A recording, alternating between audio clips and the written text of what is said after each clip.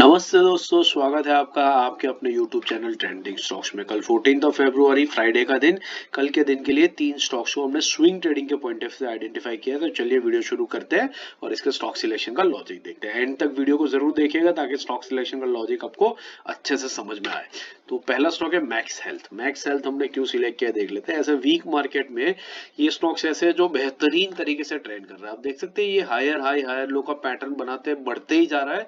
कोई major pivot को इस स्टॉक ने ब्रीच किया ही नहीं। आप देख सकते हैं एक ही लाइन में ऊपर की तरफ जा रहा है। मूविंग एवरेजेस भी बेहतरीन तरीके से ट्रेंड कर रही है और ये स्टॉक तकरीबन अपने yellow line that is 20 week exponential moving average के सपोर्ट पर ही कंटिन्यूअसली चलता जा रहा है। रिसेंटली इसको इसने ब्रीच किया है और 50 वीक एक्सपोनेंशियल मूविंग एवरेज के क्रूशियल सपोर्ट की तरफ ये स्टॉक आ रहा है।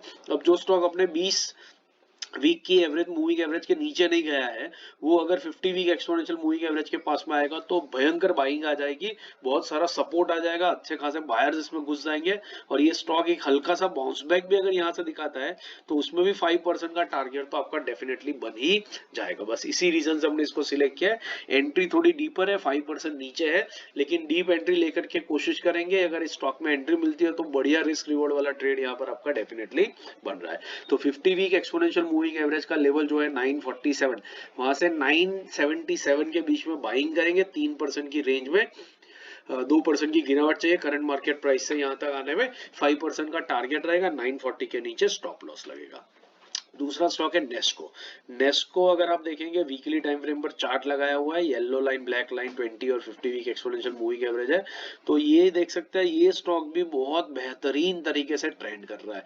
ये कभी कभार अपने 50 वीक एक्सपोनेंशियल मूविंग एवरेज पे आता है, फिर 20 पे चलता है, फिर 50 पे आया, फिर 20 पे चल रहा है, फिर 50 से रिजेक्शन लिया, फिर 20, फिर यहाँ 50 पे आया, फिर 20 पे चला, फिर 50 और फिर अब 20 पे और फिर अब 50 week move exponential moving average पर ये स्टॉक आ रहा है। आप देख सकते हैं इस तरीके के पैटर्न ये कंटिन्यूअसली फॉलो कर रहा है। तो बस इस स्टॉक को हम यहीं पर पिक करने की कोशिश करेंगे क्योंकि क्रूशियल सपोर्ट लेवल है। ऐसे वीक मार्केट में भी ये स्टॉक गिरा नहीं है, आप देख सकते हैं ट्रेंड ही कर रहा है ऊपर की तरफ और यहाँ से जब ये बाउंस बैक करेगा तो 5% का टारगेट आपका देखते ही निकल जाएगा। बस इसी रीजन से सिलेक्ट किया है।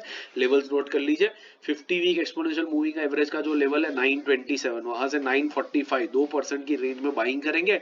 5% का टारगेट रहेगा, 920 के नीचे स्टॉप लॉस रहेगा। लास्ट स्टॉक है नारायण हृदयालय। ये स्टॉक भी हमने शायद पिछले हफ्ते सिलेक्ट किया है, पिछले हफ्ते उसके पहले।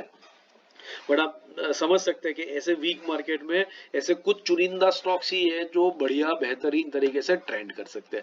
इनको ढूंढने में बड़ी दिक्कत लगती है, लेकिन ये स्टॉक्स डेफिनेटली ऐसे टाइम में आपको अच्छा रिटर्न दे रहे हैं। आप देख सकते हैं नारायण रुद्रालय इस पीरियड से इस पीरियड के बीच में सिर्फ एक छोटी सी रेंज के अंदर ही मूव कर रहा है। इसको ज्यादा इसने ब्रीच किया ही नहीं है। 50 वीक एक्सपोनेंशियल मूविंग एवरेज के नीचे तो ये स्टॉक गया भी नहीं है। और अभी क्या कर रहा है, यहाँ पर लास्ट इसने 50 वीक एक्सपोनेंशियल मूविंग एवरेज पे सपोर्ट लिया था, फिर सिर्फ और सिर्फ 20 वीक एक्सपोनेंशियल मूविंग एवरेज पे ये स्टॉक चल रहा था।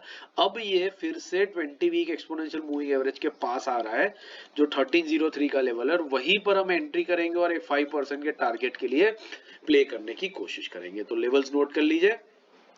1303 से 1316 1% की रेंज में बाइंग करेंगे। करंट मार्केट प्राइस से 1% की डिप आएगी, तब ये बेहतरीन रिस्क रिवॉर्ड वाला ट्रेड हमें मिलेगा।